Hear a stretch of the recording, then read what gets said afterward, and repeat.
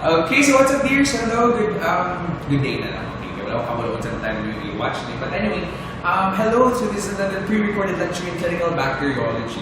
And today what we're going to discuss is one of the fundamental basic skills that a microbiology or a bacteriology student, even a medtech, should know. So these are again your pure culture techniques. Now, recall from our previous topic, it's your culture media preparation. So now we already know what are the different types of culture media, unsa na mga, unsa na mga ideal na mga culture media when you work in the lab soon or in our class. And this time, what we're going to discuss now is how do we culture bacteria. Basically, the methods and techniques on how we culture bacteria and how we isolate one. Okay? Alright, so these are your pure culture techniques. Again, muna akong handouts on third year ko. I'm now using it because again, to teach. This is by Sir Jemu, the best always. Okay, alright, so these are again your pure culture techniques. Now, I'll first discuss again what is bacterial cultivation. By the name itself, cultivation or culture is the process of letting bacteria grow in an artificial environment. So we get them from an in vivo environment, which are usually your infected sites in your body, and then we transfer them to an in vitro or outside of the body or artificial environment, usually in the laboratory. Alright, so that's for cultivation. So again, from in vivo, usually your infected sites in the body, inside the body, outside of the body, and then we transfer them in an in vitro environment, which are again your laboratory, atong laboratory or the artificial environment. Okay, and this can only be successful if and only if we supply the nutrients and all the requirements na ilang na meet or nagamit sa in vivo sa in vitro. That is why dira na factor in ato mga culture media, ato ang temperature, incubation, atmosphere requirements, etc., etc.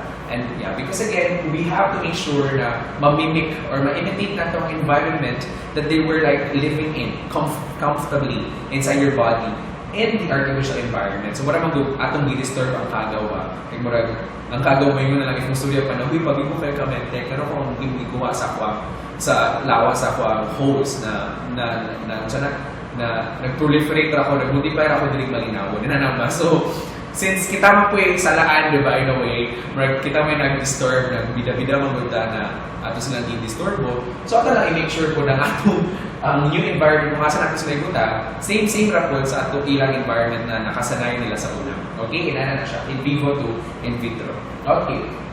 Alright, and again, the process of bacterial cultivation, kailangan optimal artificial media, again, your culture media, and of course, incubation conditions. Okay, because again, most of your pathogens are mesophiles. Yes, remember, mesophiles, they love body temperature na to, 37 degrees Celsius. That is why, for incubation, we follow the temperature 35 degrees Celsius plus and minus 2 degrees Celsius.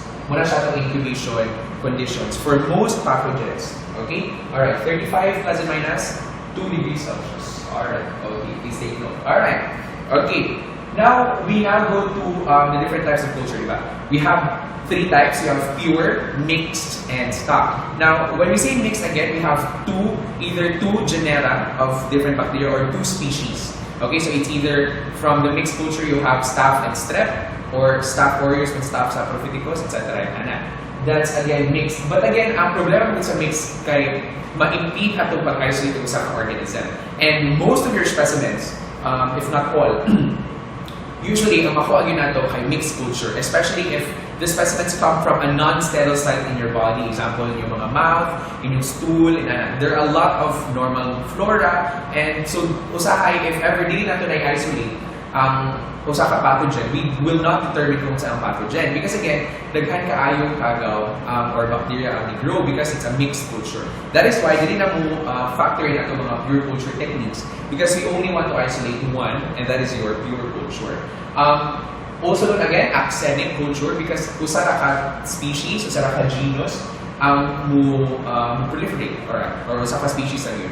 And so, easy na lang pag-identify because we know or we are sure that the bacteria that is growing or that are growing on our culture media, usa ra gyud na siya. So, kung unsay mga reactions, siya ra gyud na, iyahan gyud na reactions, dili na because of other species or other bacteria. Okay? And how do we attain pure culture? This is where we apply our isolation and pure or aseptic techniques. Alright? Okay. Okay. So again, usually from a single colony, madirect na ang pure culture. Basically, from the culture, the colony itself, makabalo na kung if it's caused by one bacteria or not. Or sa colony itself, or a colony itself, the I, usually represents one population of a bacterial species or genus. Okay? Derived na siya from a single bacterial cells. And usa ka colony, usually, they are of the same bacterial genus and species. Okay? They have the same genetic and also phenotypic characteristics. So, example, your specimen. Let's say lang yun na it's coming from a non-sterile site. Like, again, your mouth, mga throat, yung throat, like sa skin, sa stool, which contains a lot of normal flora. Again, so ang first na the primary take is of course mixed culture. As you can see, you have different colonies now. You have the red and green colonies. So each colony, this red colony, they represent each a specific bacterial species or genus. And likewise, a green code, that's another different bacterial species or genus. Now, we only want to isolate this one, color green. We now perform the pure culture. So, kuha ko na ito ng green, and then natin na siya ibutang another culture media. And if naitubo, then we are sure that ang kagaw na gatubuan ng culture media is only that of the green colony. And one species na siya or one genus. And dili na tayo worry kay we have isolated the organism of choice na to or the pathogen that's causing the disease. Okay? Alright. That's for pure culture. And muna na siya itong ultimate goal as medtechs and as your bacteriology students, we have to make sure na ma-obtain the pure culture. Because again, what I call is if, mag-test ta, biochemical testing ta, mag-identify ta on a mixed culture. Because again, this could impede our diagnosis and our identification. Okay, so now what are aseptic techniques? Aseptic techniques or sterile techniques are techniques or methods that ensures the transfer of a culture from one source to another without introducing any contaminants or any unwanted organisms, maybe from the environment or from the specimen itself. Okay, so again, that's your aseptic techniques. All right, and the following conditions must exist for your aseptic techniques to be successful. Number one is, of course, the work area must be disinfected. Usually, of course, that's rule of thumb na good for all our lab activities. Your area should always be decontaminated or disinfected because, again, we want to limit and avoid any contaminants from the environment. Okay, and your tabletops can be a source of contaminants. Okay, your instruments and materials again must be always sterile for the same reason again that we don't want any contaminants. And should be accomplished efficiently and quickly. Because again, this would also limit the exposure to, example, room air, which can introduce contaminants, the tabletops, and so as much as possible, we want to work efficiently and quickly. Not pas-pas raha, di kayo mag-pas-pas tanya, maon na itong agi. No, it should be quick. It should be quick but efficient. Okay? Alright. Okay, now we have different rules. Number one is you always sterilize your tools. Now we have different microbiology tools. We have your inoculating needle or loops. You always have to sterilize it by flaming. Okay, it's either through alcohol lang ba or Bunsen burner. But in AK, wala tayo Bunsen burner, but alcohol lang protagonist. Okay? Alright. So always sterilize. Red hot, diba? Red hot. Remember in your sterilization disinfection? Red hot. Okay. Always flame the lip of the culture vessels. Always flame the side of the culture plates or a mouth sa tubes. Alright, we have a video for that, guys. Don't worry. Alright. And of course, when you're not making any transfers, always make sure that it's covered because again, it can be introduced to the room air or to other areas which can introduce contaminants. Okay? And do not allow closures at the pantaklo to touch anything except lang sa vessels because again, that would introduce contaminants. Okay? Alright. Okay, now for inoculation. Inoculation is the process of introducing an inoculum or a group or like a population of bacteria inoculum to your culture media. Okay, or number of cells. That's your inoculum. Now it involves first is of course sterilization. Always sterilize your wire loop, and you have different methods. You transfer a culture from a tube to another tube, a tube to a plate, then a plate to a tube, and a plate to a plate. Okay, so we have different methods on how to transfer inoculum from one source to another. Okay, all right. So now we first discuss how you obtain inoculum. If liquid yung medium, examples, broth ba or semi-solid, you obtain a loop full, usually using an inoculating loop or pwede pong pipette or calibrated loop. Pwede pong usahay cotton swab. So, basically, ito ginagamit usually inoculating loop, usually swab, pwede po, or again, a pipette or calibrated loop. And if it's solid, you obtain a small amount of growth, like mufora ka from the colonies. Okay, we'll have a picture on that. We'll demonstrate that later. Okay, now how do we introduce the inoculum? If inoculating loop yung gamiton, you dislodge or you streak. Okay, alright. If needle, usually it's only stabbing, pwede po siyang streaking. If your pipette, you dispense, of course, a specified volume. And lastly, cotton swab rolling or streaking Japan. Okay? Alright.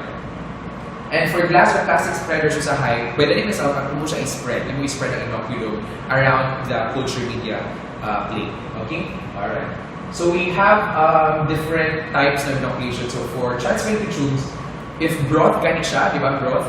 First, ang gagawin na tool is inoculating loop, and the procedure is dislodgement or agitation. So what example here, you have a broth, and then you inoculate or introduce a loop, and then you dislodge. Okay? Ayan. You just dislodge. Okay? Dislodge. Alright, that's for broth, if liquid medium. So again, inoculating loop ang gamiton, na yun, dislodgement or agitation. Like, mo na siyang agitate. Okay? Alright. Next, for butt or deep, example your SIM, you use a needle. And how do we introduce an inoculum? You stab. Okay, usually again 3/4 ang SIM, diba? 3/4 the length of the culture medium. Okay, we have again a video for streaking techniques, so don't worry guys. Alright. So again, example here is your butt or deep, usually 3/4 lang ang pag-stab. Okay? So you use a needle and you stab. Okay? All the way. Alright? So quickly, and then balik na po. Alright? That's for butt or deep. Next is for slant. Use an example your citrate, diba? Simon citrate. You use a needle or a loop, and an act of inoculation is always streaking. We don't stab at the bottom. So example here is a slant, as you can see. So you introduce a loop, and from the very end sa slant, you start streaking. Ayan. So as you can see, medyo nalapaw lang siya. Pero in reality, hindi na siya sa end sa slant. Hindi ka mabot sa butt. Okay? We don't care sa butt if sa slant. Okay? Alright. And last is butt and slant for TSI. Example, inoculating needle ang gamiton. So what you do is stab and then you streak. Stab sa butt and then streak sa slant. Okay? So here's example of your TSI. You stab all the way to the bottom. Alright? Kuha mo ang needle. And then finally you streak. Okay? Alright. That's for butt and slant, PSI. So I hope that's quite clear on your different inoculating methods. Okay? Alright.